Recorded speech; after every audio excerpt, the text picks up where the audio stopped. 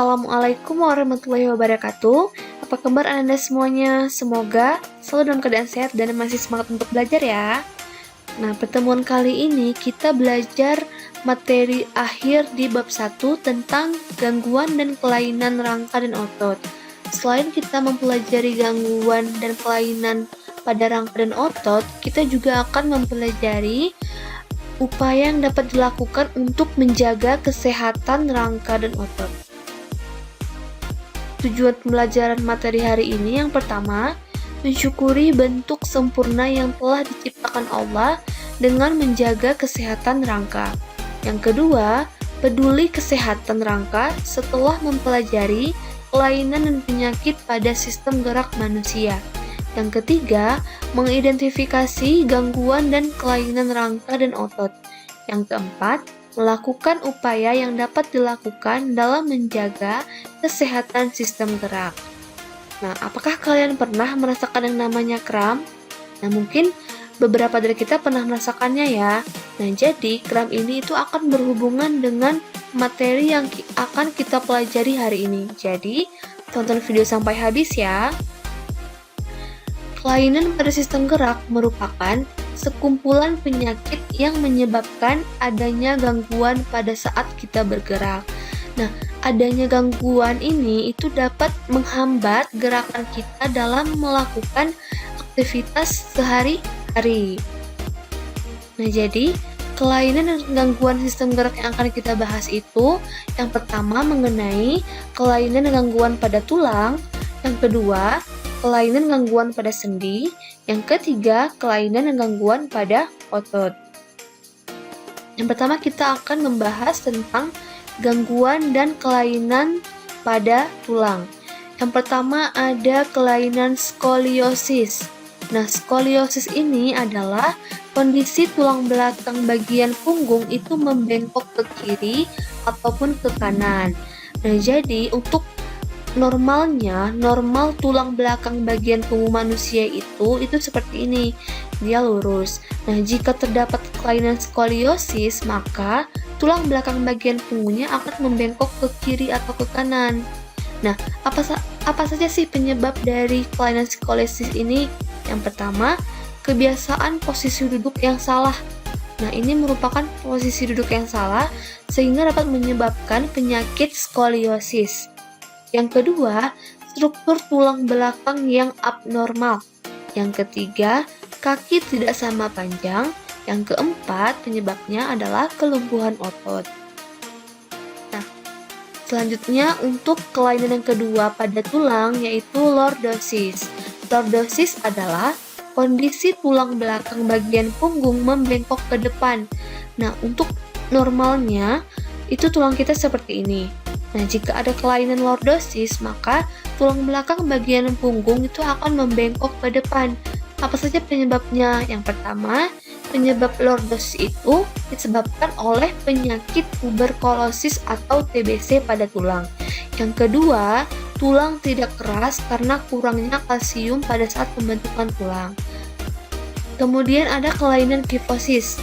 Nah, kifosis ini kebalikan dari penyakit lordosis. Kalau kifosis itu dia kondisi tulang belakang bagian punggung itu membengkok ke belakang. Ini normal tulang belakang kita, dan jika terdapat kelainan kifosis maka kondisi tulang belakang kita itu akan membengkok ke bagian belakang. Oke, apa saja penyebabnya? Yang pertama, sering duduk di kursi dengan meja yang terlalu rendah. Nah, jadi apabila kalian semua sering nih duduk di meja ketika belajar, duduk di meja yang mejanya lebih rendah, itu lama-kelamaan akan terjadi kelainan kifosis pada tulang belakang kita. Nah, selanjutnya yang kedua, osteoporosis pada orang lanjut usia. Yang ketiga itu TBC tulang. Nah, jadi inilah penyebab dari adanya kelainan kifosis. Kemudian yang keempat ada osteoporosis. Osteoporosis adalah kondisi tulang menjadi rapuh, keropos, dan mudah patah. Kita lihat untuk tulang normal itu bentuknya seperti ini. Nah, kalau untuk yang terkena kelainan osteoporosis, maka kondisi tulangnya itu seperti ini. Kita bisa bedakan yang normal dengan osteoporosis. Kalau yang osteoporosis ini itu dia tulangnya sudah keropos, sudah rapuh dibandingkan dengan yang normal. Apa saja penyebab dari osteoporosis? Itu berkurangnya jumlah kalsium dan mineral dalam tulang. Nah, osteoporosis ini itu sering terjadi pada orang yang sudah tua, pada orang yang lanjut usia. Selanjutnya ada kelainan rakitis. Rakitis merupakan pelunakan tulang pada anak-anak. Nah, ini bentuk tulang yang normal, sedangkan untuk kelainan rakitis, bentuk tulangnya ini seperti O atau V ya. Selanjutnya, apa saja penyebab dari rakitis? Itu yang pertama, kekurangan vitamin D dan kalsium sehingga pembentukan tulang tidak sempurna. Nah, jadi vitamin D dan kalsium ini merupakan hal yang sangat berperan penting dalam pembentukan tulang. Kemudian gejalanya itu apa? Gejalanya kaki akan bengkok berbentuk O dan X. Oke, selanjutnya gangguan dan kelainan pada sendi. Yang pertama ada artritis eksudatif. Artritis eksudatif ini itu radang atau iritasi pada sendi yang menyebabkan sendi terinfeksi dan bernanah. Kemudian yang kedua, artritis sika.